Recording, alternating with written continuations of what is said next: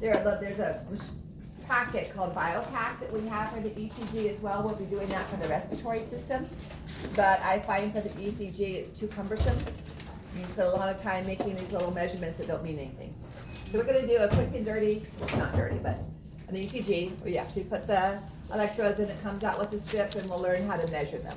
Okay, how to measure the time it takes for a ventricular depolarization and so on. And then the second concept, because this one's not too long, the second concept is to start the cardiac cycle.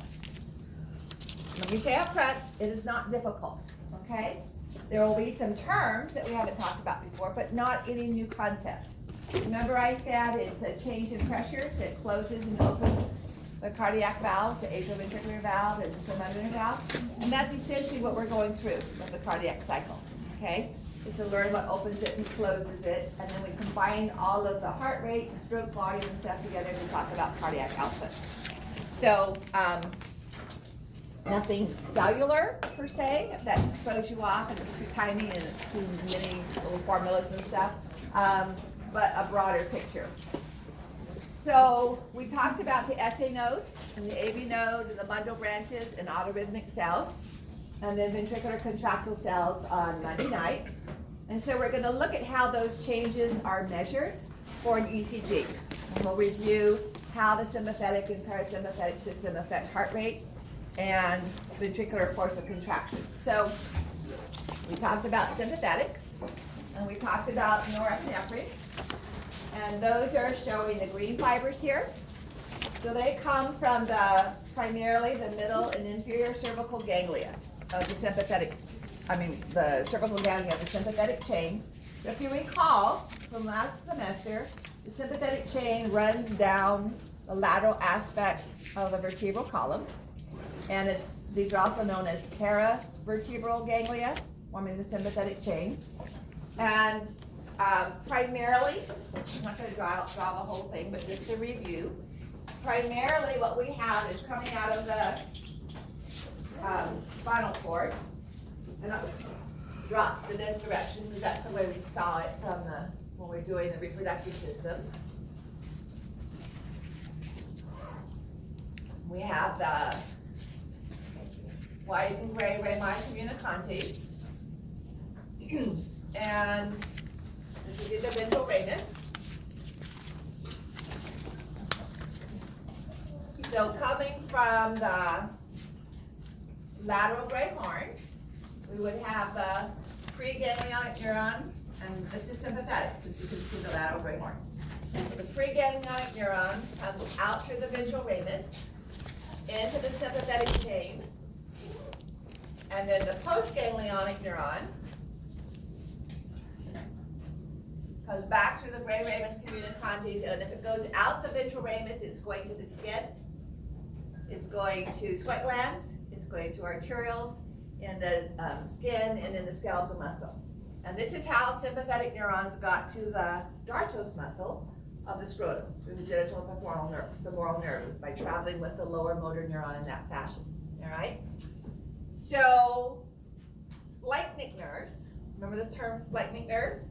Would be if that sympathetic preganglionic neuron came through here, did not stop, and came to a ganglia along the front of the aorta, like the superior mesenteric artery or the celiac artery. All right? Neither of those are taking place here for the sympathetic nervous system. So what happens is these preganglionic neurons come into the sympathetic chain, synapse with the postganglionic neuron, and then that postganglionic neuron goes to the heart. Okay? So it's not a splanchnic nerve because it's a postganglionic neuron. And its cell body is in the sympathetic chain ganglia. Normally those will go to the skin, but in this case they're traveling to the heart because they're almost at the same level, but they come from the middle cervical as well. And these are just called the accelerator fibers. Okay? So sympathetic cardiac accelerator fibers. They're postganglionic, as you can see here. They're synapsing in the sympathetic chain. Okay? Anybody remember what the neurotransmitter would be here between preganglionic and postganglionic?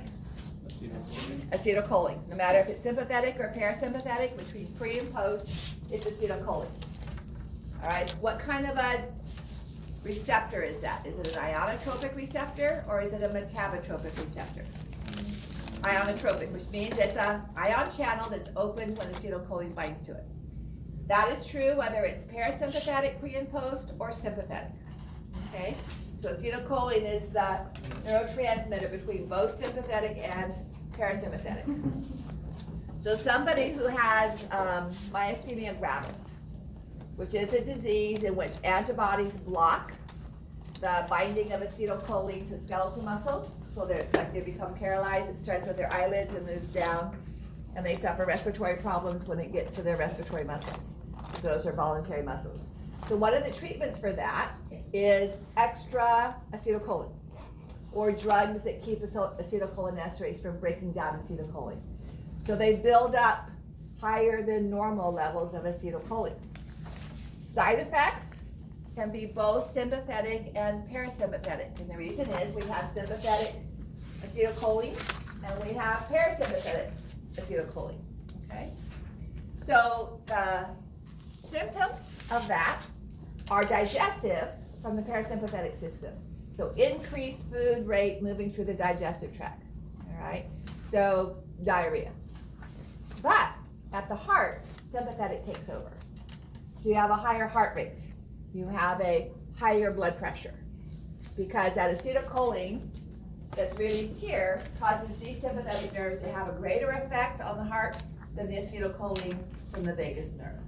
Okay, so we have a predominant push for the heart's effect. So these are postganglionic neurons coming to three basic major locations: sinoatrial node, atrioventricular node, and ventricular contractile cells. So we have a higher heart rate. What is the role of the sympathetic nervous system at the ventricular contractile cells? One, not one word, but one calcium ions. So what sympathetic nervous system does at ventricular contractile cells is it causes plasma membrane sarcolemma calcium ion channels to open. And we finished that. It's okay if you don't remember it because that was like one of the very last slides. I can go back to it.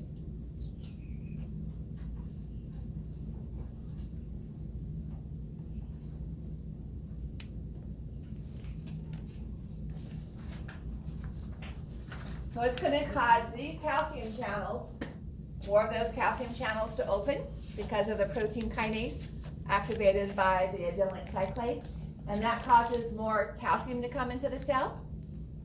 So that at our contractile cell is going to result in not an increased heart rate, although it can cause irritability, but it's going to result in an increased force of contraction. So if you recall from skeletal muscle, what is the role of calcium in skeletal muscle? When calcium is released from the sarcoplasmic reticulum, what molecule does it bind to? Troponin. And then the calcium and troponin have what relationship with tropomyosin? They unlock it? Yeah. So tropomyosin is blocking, that would be these little purple strands here. Tropomyosin is blocking the actual binding site where myosin grabs onto actin. When calcium binds to troponin, it moves aside, and that allows the tropomyosin to move aside. And when that happens, the binding sites for myosin to actin are exposed. So the more calcium ions we have inside a cell, the more binding sites there are for myosin, and the greater the pull of myosin on actin. So it increases our force of contraction. All right? So sympathetic nervous system at the SA node and AV node are going to increase heart rate, and sympathetic nervous system at the contractile muscle is going to increase the force of contraction. So that's the effect of sympathetic nervous system, okay? Because it has receptors on both the autorhythmic cells and on the contractile cells. When we look at the vagus nerve, all right, that's all preganglionic. And what's in the heart wall itself, it synapses with postganglionic neurons, releasing acetylcholine. And then the postganglionic neurons release acetylcholine to the SA node and AV node, as well as to atrial muscle fibers, but not to ventricular. So acetylcholine is going to affect heart rate, but not contractile force directly, okay? I'll come back and show how it does it indirectly. So part of the Physio X lab you're gonna looks at 4 different drugs that affect either the heart rate or the force of contraction or both. And so I'm just gonna write them up on the board and talk about how we classify them before we move on. So norepinephrine is pretty easy to understand. This is going to increase heart rate, and it's going to increase the force of contraction. So it's going to increase stroke volume, is how much blood is squeezed out with each contraction. So if the heart is squeezing harder, stroke volume is going to go up. Okay, so it's going to increase stroke volume by increasing the force of contraction, and it does that by increasing calcium-ions. Okay? Another drug is pilocarpine. So pilocarpine does the opposite. Yes? Quick question, you said that it increases stroke volume due to the force of contraction. Yeah, so it's like if you're trying to squeeze juice out of an orange and you squeeze it harder, you're going to get more juice out. So, and we'll see it later today, but the ventricles fill with blood, and we don't completely empty them. Only about half the volume of blood in each ventricle is empty. That gives you some leeway room. So if you need more volume coming out, the ventricles can squeeze harder. And so that's what norepinephrine does. Okay, pilocarpine binds to the same place on the SA nodes and AV nodes that acetylcholine does. So it acts like acetylcholine. So it's going to decrease heart rate. When a drug acts like another function, we call it an agonist versus an antagonist, which does the opposite thing, okay? So it's an agonist because it binds to the acetylcholine muscarinic receptor. What's another way it could act like acetylcholine without actually binding to the acetylcholine receptor? What's another way of, and we talked about this last semester when we were talking about skeletal muscle, but how can we increase acetylcholine or the effect of acetylcholine instead of actually having a drug that binds to the same receptor? So this is a cholinergic, and it acts like acetylcholine, copies acetylcholine. But another drug, and not what pilocarpine does, but it could, what's the enzyme that breaks down acetylcholine? Acetylcholinesterase. So you can have acetylcholinesterase blockers. And by blocking the activity of acetylcholinesterase, you can keep more of the acetylcholine that's already there. The effect is the same. You can either add more drugs that look like acetylcholine or are acetylcholine, or you can give drugs that prevent acetylcholine from being broken down as rapidly. So you end up having more acetylcholine there without having to actually add more acetylcholine, okay? So this is the way pilocarpine works. But again, the other type of term is an anti-cholinesterase drug would have the same effect.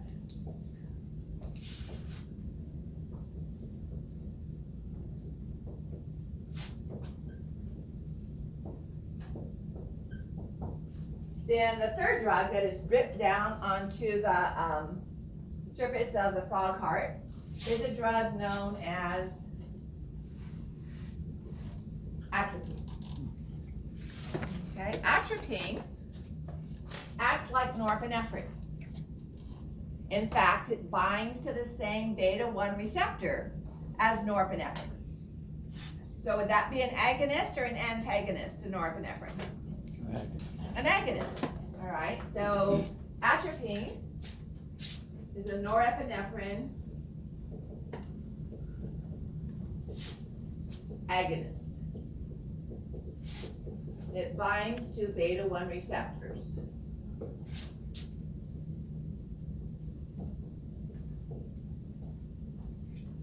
And then the last drug that you're going to drip onto the frog card after you rinse all these other drugs off is called digitalis. I'm going to come back to that one, okay? It's a little more complicated. And I'll come back to how it functions. So we looked at this on Monday, all right? So we talked about the flow of the current, an electrical current, down to the apex of the heart. And I'm gonna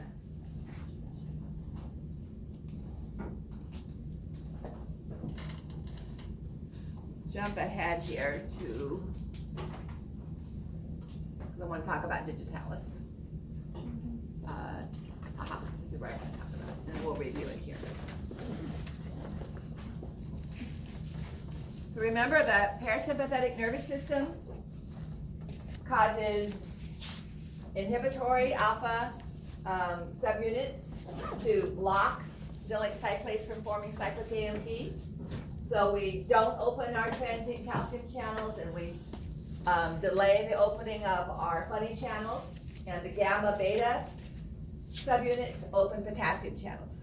Okay, so that's at the sinoatrial node. It doesn't do anything at the ventricular muscle cells because ventricular muscle cells don't have receptors for acetylcholine. Here's norepinephrine. Norepinephrine at the muscle cell is going to open calcium channels. All right? Now, I skipped over the slide on Monday that talked about the pumps that remove calcium.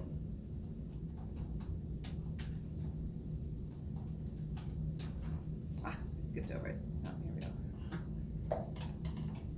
So we just got through talking about how calcium is important for increasing the force of the contraction. So, a sodium-calcium cotransporter, all right? Sodium ions will be like Symport, they will help to remove calcium from inside the cell. So when sodium is moved out of the cell, calcium is moved out of the cell as well, okay? What digitalis does is it blocks the sodium-potassium pump from working. So what's going to happen? Sodium is going to build up inside the cell, and since sodium's not leaving, calcium doesn't leave either. As sodium builds up inside the cell, calcium builds up inside the cell. And it gets stored in the sarcoplasmic reticulum. So then when the action potential is triggered by the ions moving through the gap junctions, a whole lot of calcium is released into the ventricular cells because of all that extra calcium that got stored in and moved to the sarcoplasmic reticulum. And now with all that extra calcium, more myosin can bind to actin, and there's a stronger force of contraction. So digitalis will work to increase the force of contraction. That acts like norepinephrine, okay? So it's going to work to increase the force of a ventricular contraction.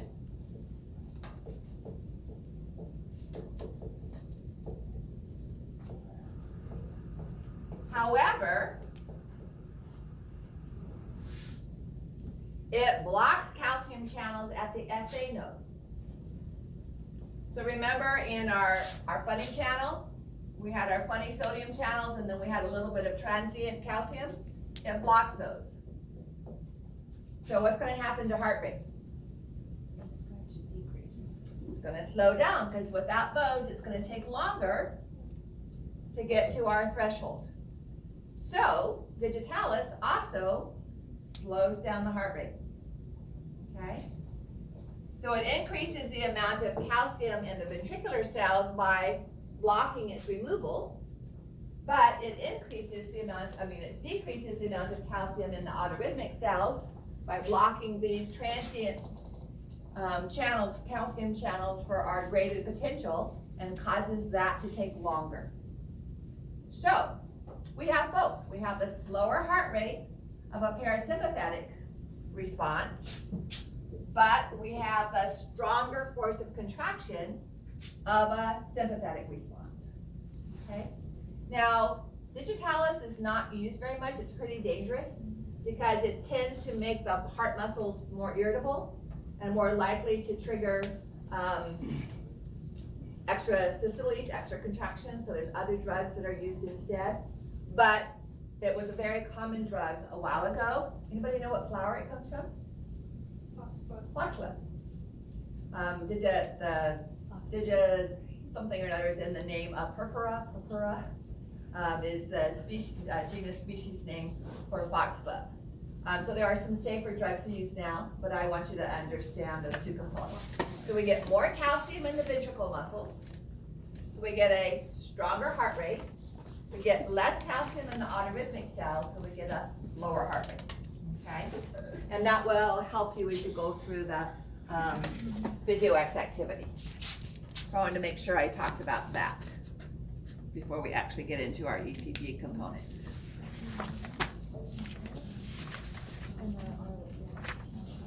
Okay, so let's look at the ECG.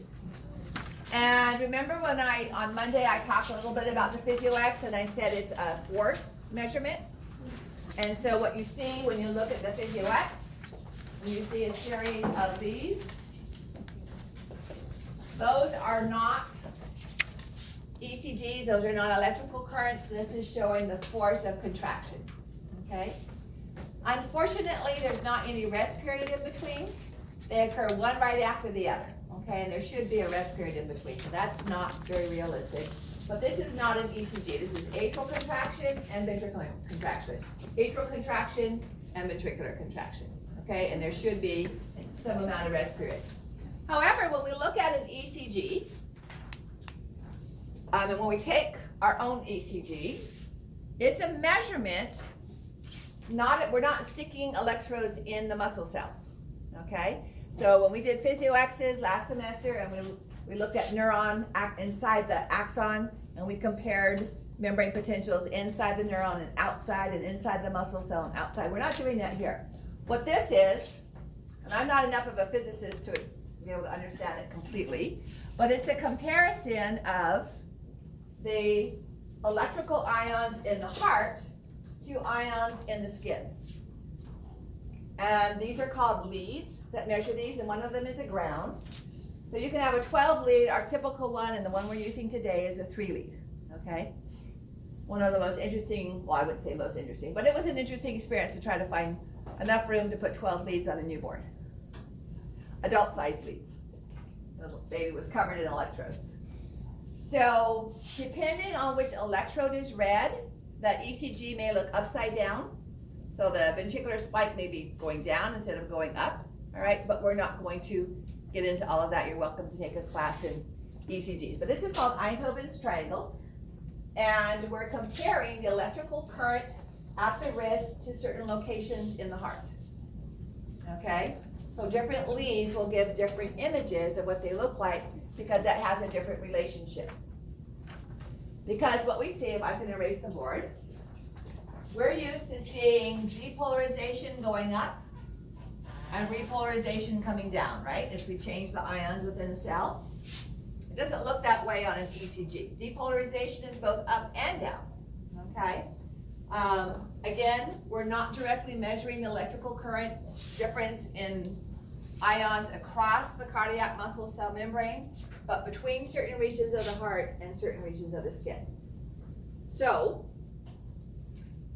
when we do an ECG, you want to make sure that you don't have any oils on your skin, because oils are not going to transmit electrical current. So we have alcohol swabs to rub that off with. And you want to make sure you're not wearing any additional jewelry. If you have gold chains around your neck or watches or whatever that are metal, to take those off because those can interfere with the reading of the ion currents. So when we read these, and like I said, we're doing just a 3 lead. Go back to this one. We have a period where we see no change, okay? This is not a resting membrane potential.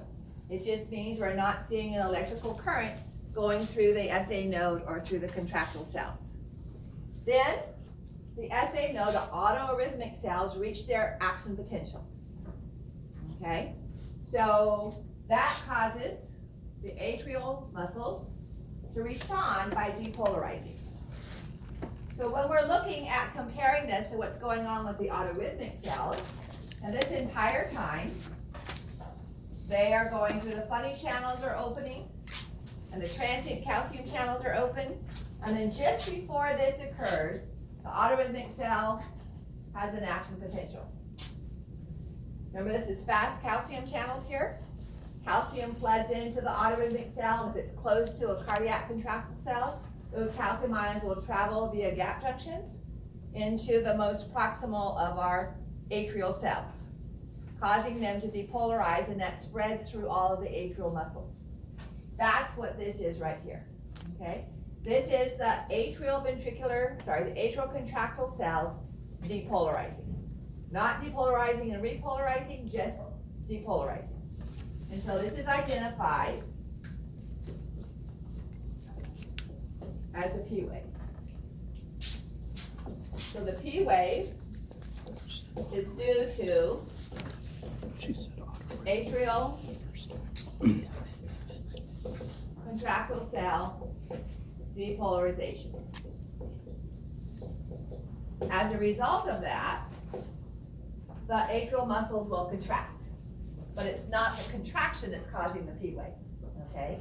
It's the depolarization of the atrial cells. So when we look at our action potential for ventricular muscles, this right here for atrial ventricular muscle cells is what's causing this.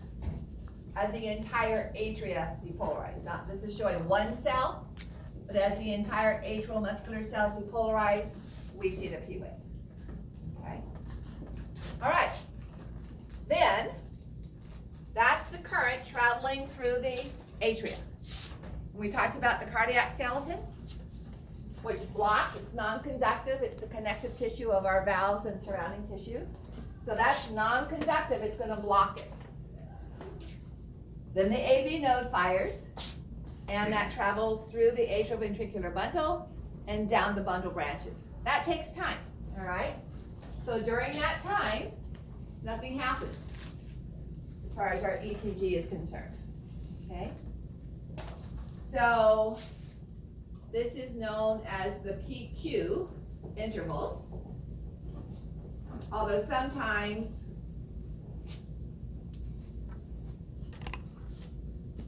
it's called the PS, because we have the PR. So it just depends on if we measure it to here or if we measure it to here. So the PQ interval is the time it takes for the AV node, the AV bundle, the bundle branches to depolarize, okay? So the PQ or PR interval is transmission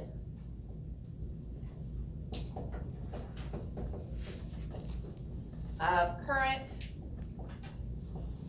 electrical current from the AV bundle,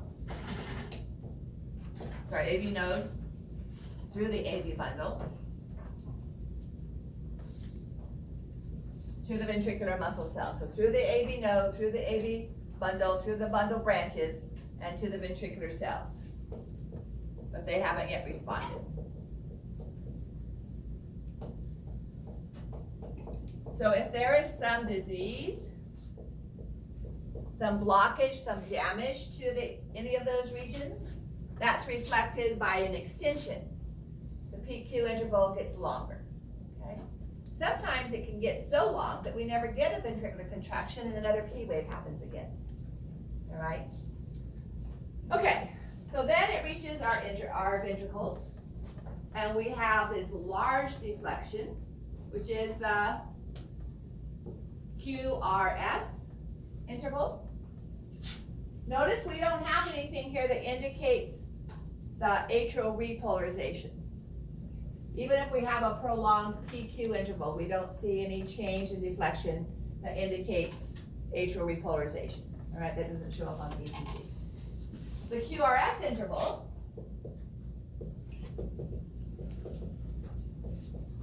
is the ventricular depolarization of the entire ventricle, okay, not just one cell.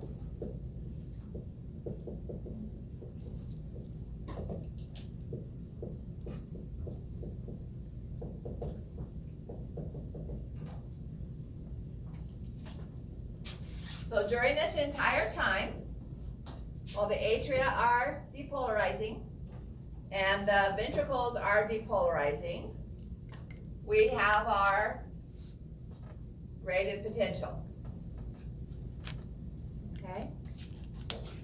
Then our ventricles repolarize, and that's known as the T wave.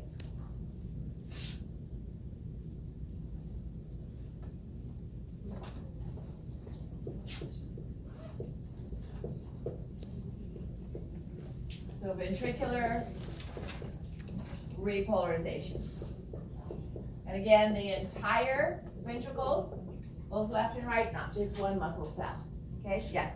For QRS interval, you put repolarization. Sorry, thank you. Yeah. I've been writing backwards all day today.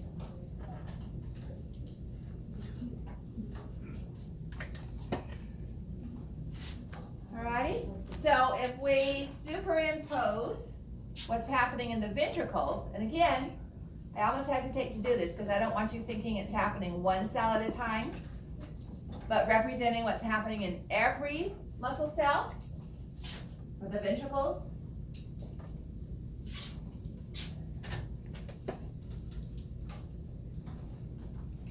So we have depolarization, our plateau, and then repolarization, okay?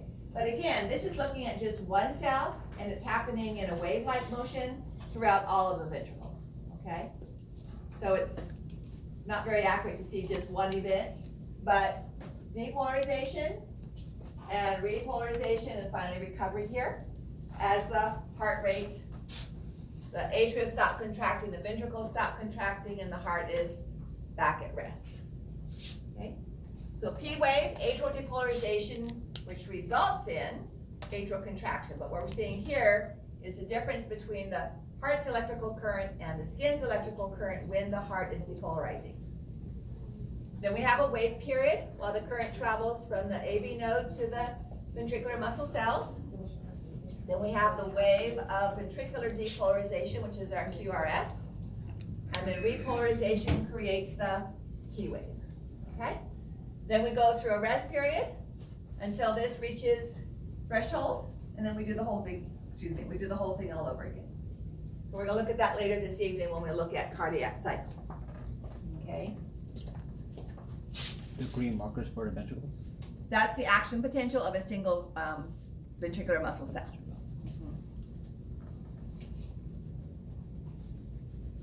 All right, so here's another diagram, and typically when you see us do it on the ECGs, it's done, and I'll talk about this when we start lab.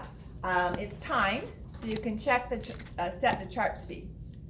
Each tiny little square that you see up here is, well, it's a little different when you look at it in person, but the tiniest squares, every 25 millimeter, every 25 baby squares is for 1 second, okay? So then we can calculate how long it takes for the P wave to occur. We can calculate how many QRS waves we have in a minute. We can calculate how long the QRS wave lasts by knowing what the chart speed is. So we'll look at that when we actually pull out, then you can see the pieces of paper on the chart. So again, P wave,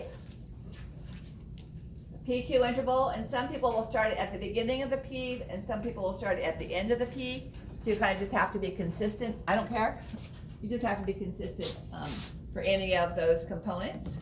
The ST segment, all right, is in itself not, if the ST segment is prolonged, then we have a lower heart rate, okay, because it's taking longer to repolarize. So, what else is happening while the heart, so if we have the ventricular depolarization, ventricular muscles are contracting, all right, and then it takes a long time to depolarize. That means the heart is contracted for a longer period of time, okay? So it's not quite in tetany, but it is squeezing itself for a long period of time. Now, let's look at, not quite ready for that, so I'm going to erase this so I can draw it smaller and more of them on the board. You guys ready for that? You got that stuff down yet? Okay.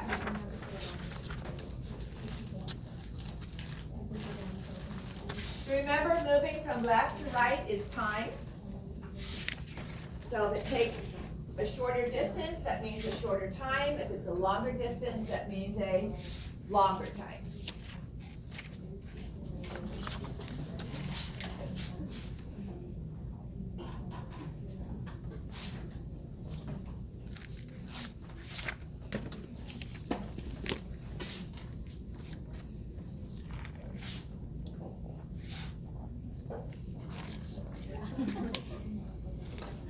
All right, so P wave, QRS segment, T wave, and then the TP interval is between these two. So both the atria and the ventricles are relaxed here. What valves are open during that time? Between the ventricles relaxing and the P wave. What valves within the heart are going to be open? Atrioventricular valves. So this period of time is known as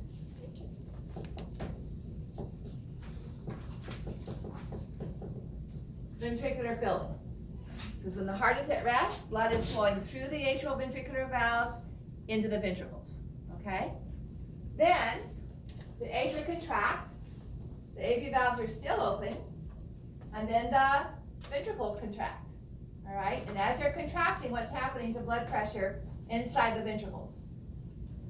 It's going up. So near the beginning of this, our AV valves are going to close. Okay, because the blood pressure is pushing the valves closed. And then very quickly after that, the semilunar valves are going to open, allowing blood to move out of the ventricles into the aorta and into the pulmonary trunk. So when the ventricles, when the semilunar valves open until the semilunar valves close, as the heart is relaxing, this period of time, blood is being pumped out of the heart. And this is called ventricular ejection. That's when blood is being moved into both the aorta and the pulmonary trunk. Okay? And that's how we move blood through the body. So we'll look at some of the issues that we have that can be detected by looking at an ECG. So normal sinus rhythm has to do with the normal SA node, sinoatrial node. And if the heart rate increases,